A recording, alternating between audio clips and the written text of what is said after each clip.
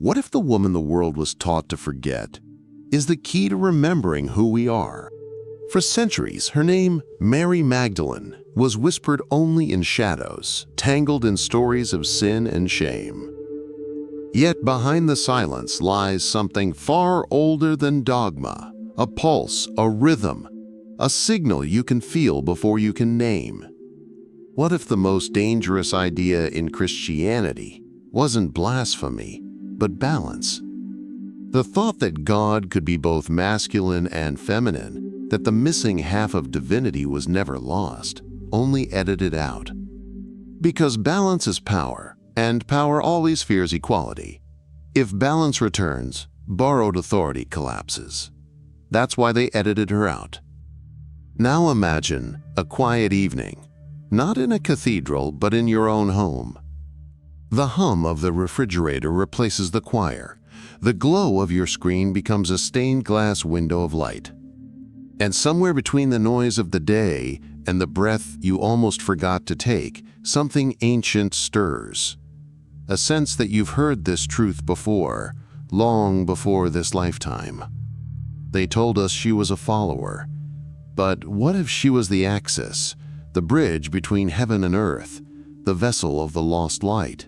Not a myth, not a symbol, but a living code written into every human heart. When you look beyond the sermons and the stone, the divine feminine begins to move again, not as an idea, but as a code coming online. If this claim holds, the map of your faith will need redrawing tonight.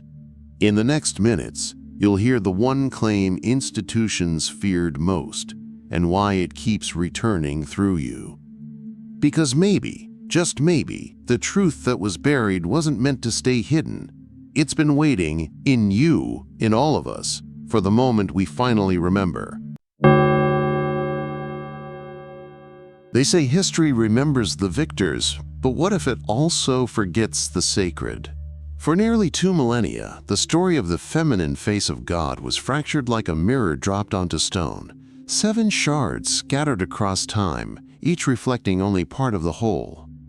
The world was taught to see woman as the follower, the vessel, the repentant. But once, before the edits and decrees, she was the reflection of divinity itself, not the shadow of man, but his luminous counterpart. Picture a desert morning. The air still carries the chill of night. A lone woman walks among tombs carved into limestone. Her steps are steady, her eyes unflinching. She is not mourning, she is remembering. Beneath her silence lives an entire gospel the world tried to bury, not written in ink, but in the living breath of those who still dare to feel. Now, think of a Tuesday commute, brake lights, headlines, a lukewarm coffee balanced on the dash. Yet under the noise, a second timeline hums, like a radio between stations. Switch the dial for just a second, and you'll sense her cadence return, not as a story of the past, but as something flickering behind your own pulse. Because the sacred doesn't disappear, it changes frequency. That's why doom scrolling never satisfies. You're tuned to noise while the signal is whispering on another band. In the Gnostic Gospels, they spoke of balance, sun and moon, breath and word, seed and soil. But as temples rose and thrones multiplied, the balance was broken. The voice of the divine feminine was woven into myth, then exiled from scripture. And yet every age births a few who still hear her whisper. It arrives in dreams, in the quiet between thoughts, in that single heartbeat where intuition outshines logic. That voice doesn't belong to history. It belongs to now, because the buried truth keeps pinging the ones who can receive it. And maybe that's what you are. Not a seeker of something new, but a soul restoring an ancient setting. And if the pieces are scattered by design, the next question isn't where, it's who. If the mirror was shattered, who scattered the shards? And why were you meant to find them now? They said 7 demons haunted her. But what if those shadows were never curses at all? What if they were the stages of inner awakening, each one burning away a veil between flesh and spirit? In the hidden teachings, the serpent was not the enemy, but the current of wisdom that coils upward through the soul. Each turn, a revelation. Each shedding, a resurrection. 7 veils, 7 reflexes: anger, doubt, desire, guilt, fear, pride, sorrow. Not demons to hate, thresholds to cross. Each one a gate that tests your sight, asking, will you look deeper or turn away again? Most never do, but she did. Imagine standing before a mirror lit only by flame. The room is silent, except for your breathing. Behind you, the shadows shift, waiting for you to flinch. You raise your eyes and see not one reflection, but 7, layered atop each other, flickering like memories from lives you've lived and forgotten. You watch them dissolve one by one until only light remains. That is not possession, that is purification. In the ancient tongues, the serpent was Sophia's messenger, the divine knowledge rising through the human form, turning pain into perception and perception into power. When the 7 shadows fell, Mary became the vessel, ready to receive what even the disciples could not bear to hear. She became the keeper of the inward path, the one that leads not to heaven above, but to the kingdom within. And that is where the real rebellion began. Because when you teach that the divine can be found inside, no institution can own it. No priest can gatekeep it. No empire can weaponize it. That truth was her danger and her power. So when they rewrote her story, they turned her cleansing into a curse, her transformation into sin. But truth is stubborn. It survives in the human heartbeat, waiting for remembrance to ignite it again. If you've ever felt a quiet fire stirring within, that gentle call to rise, to look inward, pause for a breath and acknowledge it. That spark is not new. It's the same one she carried through centuries, now awakening in you. They told us God stands apart from us, unreachable, uncontainable, forever enthroned above the sky. But what if divinity was never meant to be distant? What if the holy and the human were designed to meet, not through ritual or temple, but through direct experience? The mystics called it hieros gamos, the sacred union, where the masculine and feminine within creation finally breathe as one. Split a piece of wood, I am there. Gospel of Thomas, Logian 77. In other words, the divine was never hiding in temples. It has always been woven through everything that breathes. Mary and Yeshua were never a scandal. They were a symbol, 2 halves of a single current, divine polarity embodied in flesh. Not lovers as later legends claimed, but mirrors awakening each other to wholeness. In his presence, she saw the unbroken image of the Father. In hers, he saw the long-forgotten face of the Mother. Together, they formed a bridge, heaven descending through matter, spirit recognizing itself without an intermediary. The early seekers understood this. The ancient Gnostic texts spoke of it not as romance but as revelation. When you make the 2 one, then you will enter the kingdom. Gospel of Thomas, Logian 22. In simple words, when the opposites within you cease to war, energy remembers its original shape, complete, unbroken, divine. That was the code hidden beneath every parable, every symbol of light meeting shadow. And that code frightened the architects of empire. Because if the kingdom is found through balance, then no priest can sell you salvation. No hierarchy can dictate your worth. If balance is how the kingdom opens, business models built on scarcity have a problem. You don't control those who know they already carry what they were taught to buy. As Christianity grew into institution, balance became heresy. The councils convened. Names were altered. Scrolls burned. The language of union was rewritten into the language of sin. The bride was erased, and the church was born.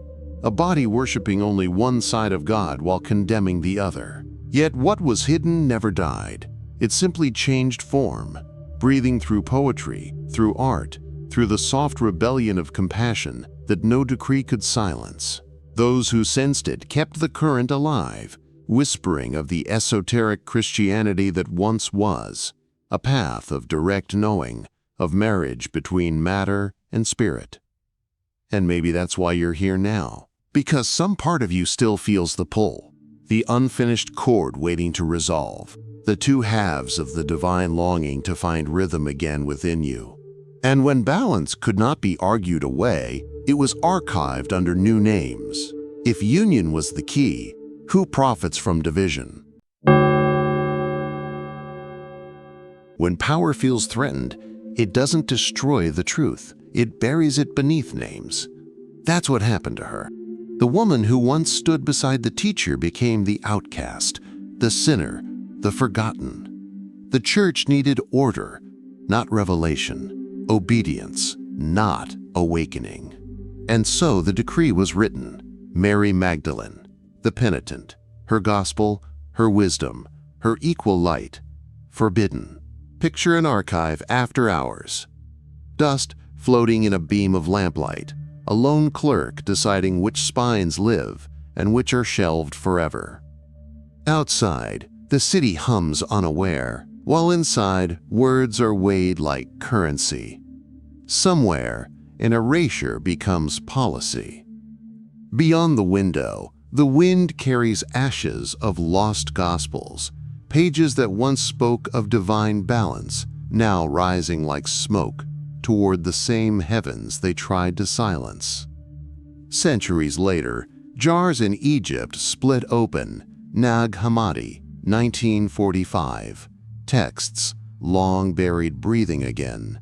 Not rumor, pages. Words once condemned, now alive in the hands of those ready to read them.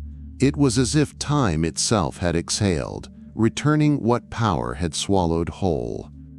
And yet, truth has a strange way of enduring. It hides in symbols, in whispers, in paintings where a woman's gaze meets yours as if to say, "Don't misfile me." It lingers in the music of cathedrals that never speak her name aloud, and in the intuition of those who still feel her presence without knowing why. Centuries passed. Empires changed names, sermons thundered, and her story was twisted into warning rather than awakening. But memory is stubborn. In southern France, pilgrims still whisper of her arrival by sea, carrying a vessel of light. In the dreams of mystics, her voice still breaks the dawn, not calling for penance, but for recognition. If this history stirs you, take one slow breath and say the word balance beneath it. Notice how your body answers. That's not imagination. That's resonance. The echo of something once buried, remembering how to move again. Because what she carried was never a secret to hoard. It was a seed waiting for the right soil, and that soil was never a church, a crown, or a creed. It was consciousness itself. When the mind turns inward, the buried light stirs. The exile ends. The forgotten name returns. Every age that denies the feminine gives birth to another that rediscovers her. That's the law of balance the world keeps forgetting. Suppression always precedes rebirth. And now we live in that return. You can feel it, the shift, the breath before the revelation. The same energy that once moved through her is surfacing again, through art, through compassion, through you. If texts can surface after centuries, so can a lineage. What if exile was only the prelude, and return was always scheduled? Every story that survives exile carries a seed of continuity. When her gospel was silenced, her memory didn't vanish, it migrated. Through symbols, through whispers, through those who carried her name not as myth but as inheritance. Legends speak of her journey westward, across the salt blue sea, a vessel in her hands. Not of gold, but of remembrance. Some called it the Holy Grail. Others said it was the living light she guarded, the wisdom of the divine feminine hidden inside a lineage of souls rather than blood. Picture a dim chapel in the hills of Provence. A statue of a woman cradles a vessel close to her heart. Tourists see stone, mystics see continuity. Because truth doesn't die. It reincarnates through consciousness, moving from one generation of seekers to the next. When a mind awakens to what was buried, that line extends. You become part of it. From here on, you are not a spectator. You are a carrier. Guard what awakens in you as carefully as she guarded the light. Every word you absorb, every moment you choose compassion over control, adds a thread to the same invisible tapestry. The lineage she began was never meant to be traced by bloodlines or royal claims. It flows through awareness, through choice, through the quiet rebellion of remembering what the world forgot. Ignore it long enough and you don't get punished. You just keep inheriting the same story. The world repeats what it refuses to integrate. Empires fall, faiths fracture, and humanity searches again for what it already holds.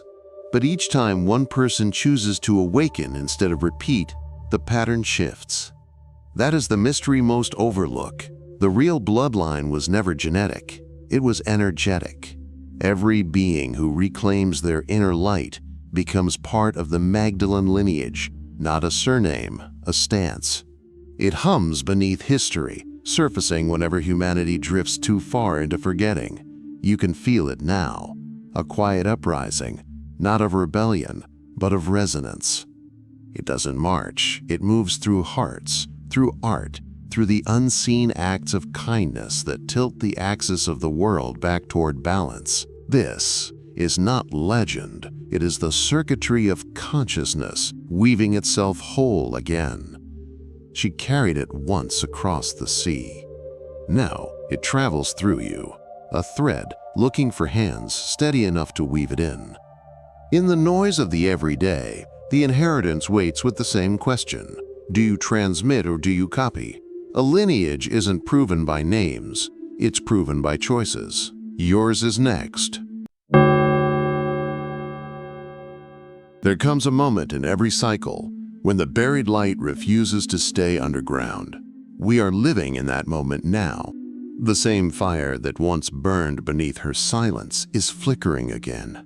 Not in deserts or temples, but in human hearts awakening across the world. Every question that begins with, "What if there's more?" belongs to her rising. The forgotten half of the divine has returned, not as a figure to worship, but as a frequency to embody. When you speak truth, even when your voice trembles, she lives. When you forgive without condition, she breathes. When you choose intuition over fear, she rises. The return of the divine feminine isn't a prophecy waiting to unfold. It's an event already happening through those willing to carry it. But recalling your source isn't comfortable.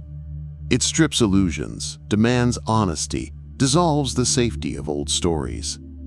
Systems survive on your forgetfulness. The moment you remember, the spell breaks. When people stop outsourcing their center, dependency models crack.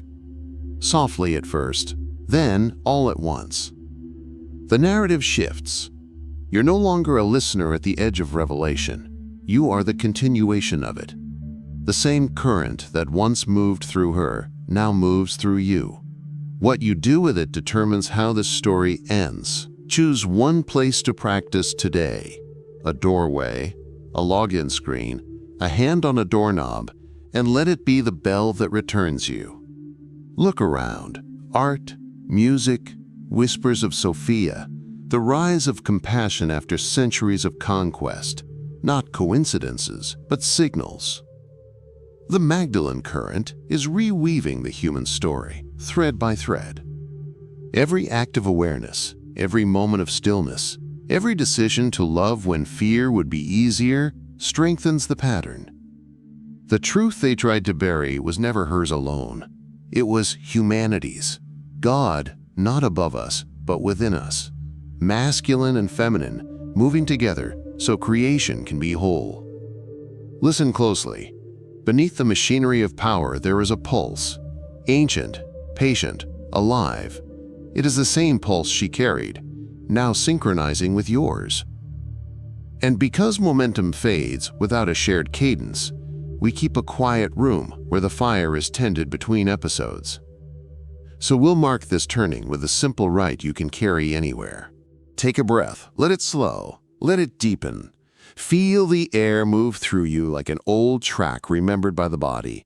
Revelation is rarely new. It is recognition. The same truth that once burned behind Mary's eyes now flickers behind yours. The same light that moved through her hands waits quietly within your own. She was never meant to be worshipped. She was meant to be mirrored. What was divine in her is divine in you. Wisdom, tenderness, an unbreakable fire. Tonight, listen for the soft hum beneath thought. That is where she lives. In the silence between heartbeats, whispering the one truth no empire could erase. You are never separate from the sacred. Now, a small gesture. 5 seconds to anchor what you've reclaimed. Place 2 fingers at the center of your chest. On your next exhale, whisper silently, present. Let the body learn the word. Use it whenever you cross thresholds. Opening a door, starting the car, unlocking a screen. Let thresholds train presence. Now speak softly, to yourself or to the sky. I remember the light before the forgetting. I remember the voice that calls me home. I remember the wholeness that I am. Let these words seal what has come online. This is not ceremony. It is calibration. Each repetition strengthens the bridge between the seen and the unseen. You are part of the unbroken line. Join us where we keep the flame between episodes, the quiet room for those who remember. If this work matters to you, help us keep the chamber lit for others finding their way back. Like, subscribe, and stay with the circle of awakening souls. The story was never about her alone. It was always about us. The divine returns whenever we do.